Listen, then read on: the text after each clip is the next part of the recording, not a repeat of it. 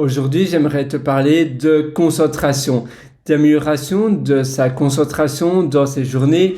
Tu sais que c'est très facile d'un peu papillonner, d'aller voir un peu scroller sur les réseaux sociaux ou bien sur TikTok, sur les chats, etc.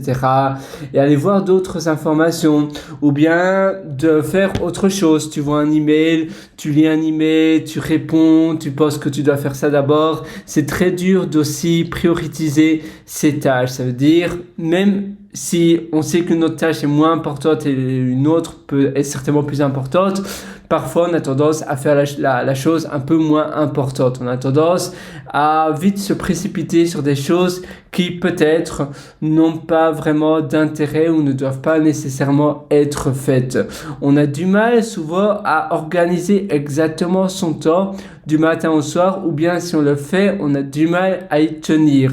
Si la veille au soir on se dit voilà, demain, il faut vraiment que je fasse ceci, cela et cela. Donc A, B et C. Mon planning pour le jour, on va dire, c'est vendredi. Je vais mettre vendredi sur mon planning, tu vois. Et tu vas mettre, voilà, matin, je vais faire un sprint de 90 minutes. Pendant 90 minutes, je vais me concentrer sur l'écriture et la continuation d'écrire mon livre. Vers midi, je vais plus me concentrer sur le brainstorming, sur l'amélioration de nouvelles idées et comment je peux faire fleurir peut-être mon entreprise ou autre chose que j'ai, mon marketing, etc. Et puis après, à 14h, je vais faire de la veille, je vais peut-être m'occuper d'un autre business jusqu'à 16h. Et puis après, à 16h, je vais préparer le goûter, je vais préparer un petit repas, une tarte avec ma copine. Et à 20h, on va préparer à manger des spaghettis bolognaise ou autre chose. Et ça va être mon plan pour le lendemain. Et finalement, le lendemain arrive. Et on se rend compte qu'on n'a plus la même motivation, on se rend compte qu'on n'a plus la même énergie. L'énergie est retombée ou bien c'est de l'énergie différente. Et le lendemain matin, tu te lèves le matin et tu continues les mêmes habitudes que tu faisais préalablement et tu ne suis même pas ton plan de routine. Tu ne suis même pas ton plan de routine parce que, voilà, simplement la journée va et vient et toi tu suis un peu la journée comme elle va et vient. Tu te lèves le matin, tu prends ta douche et puis après tu chipotes, tu traînes un petit peu sur ton ordinateur et puis tu manges un petit peu et puis après peut-être tu dois aller au bureau ou bien tu dois faire autre chose. Et puis tu oublies finalement ta routine et ça c'est un problème parce que si tu suis vraiment ta routine à la lettre, ça va faire partie de tes habitudes. À chaque fois que tu te lèves le matin, tu vas te dire oui, voilà, d'abord je lis ce que j'avais préparé la veille au soir. Qu'est-ce que je dois faire? Ah oui, c'est vrai. Il y a cela que je dois faire. Voilà, ça j'ai déjà fait. Ça j'ai pas encore fait, mais finalement, je réalise que c'est pas super important, super urgent à être réalisé aujourd'hui, donc je vais le remettre au lendemain, etc. Donc tu vas mieux organiser ta journée. Et ça, c'est super important.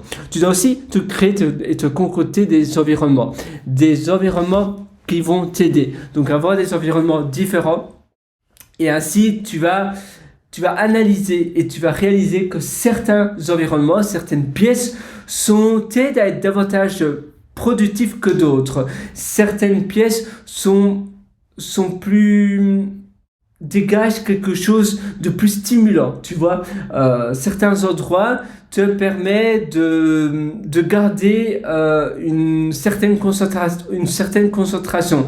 À un moment donné, j'allais dans un espace de coworking et ça m'aidait énormément pour être déconnecté de mon chez-moi. Je partageais mon chez-moi avec des colocataires, avec une coloc. En réalité, je vivais avec 5 autres personnes qui venaient de Corée du Sud et c'était très chouette, mais j'aimais bien aller m'isoler par moment dans un espace de coworking pour être productif et pour ne pas être distrait par mes colocs. Et même si mes colocs ne me distrayaient pas, eh bien j'avais besoin d'être dans un environnement où je savais que je pouvais donner 100% de ma concentration à ce que je faisais. Parce que parfois, quand j'étais avec ma coloc, eh bien, ma concentration n'était pas 100% dans ce que je faisais, je pensais aussi à à ce que mes colocs pouvaient penser de moi,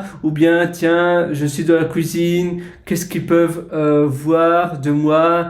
Ils peuvent peut-être penser à quelque chose de particulier ou autre chose, comment je devrais me comporter, je devrais peut-être me comporter d'une manière un peu différente, et ça m'interpellait. Je ne pouvais pas avoir toute ma concentration et donner toute mon énergie parce qu'il y avait un morceau de mon énergie qui était finalement un peu parti à cause de l'environnement. Parfois, quand tu as des personnes que tu connais, eh bien, tu penses à, voilà, si cette personne-là m'écoute, qu'est-ce que pourrait dire de moi? Et donc ta concentration est à nouveau un peu partie.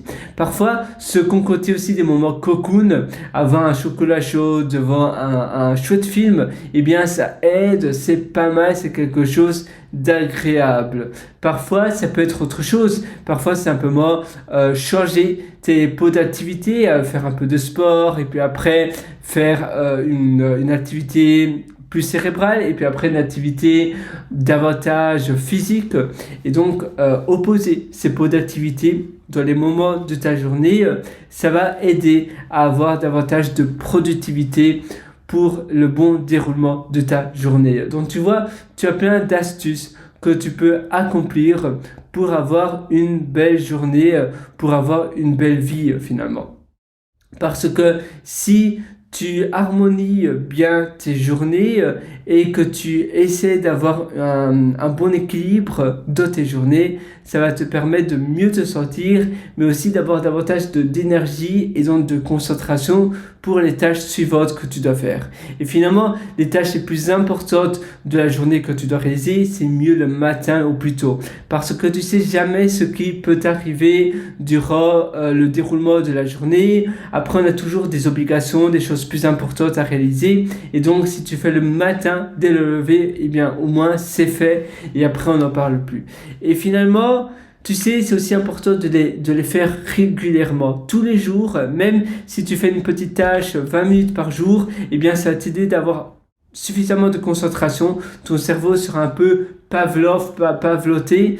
Tu sais, l'effet Pavlov avec la personne qui faisait sonner une cloche à ses chiens, et donc ces chiens salivaient même quand ils donnaient pas à manger à ses chiens. Donc au début, il donnait de la nourriture à ses chiens et il faisait sonner une cloche, et après il arrêtait de donner à manger à ses chiens et continuait à faire sonner la cloche, et les chiens continuaient à saliver parce que c'était psychologique, ils avaient déjà l'envie. Ah oui, cloche égale nourriture, donc je salive, j'ai déjà quelque chose de mon corps qui survient.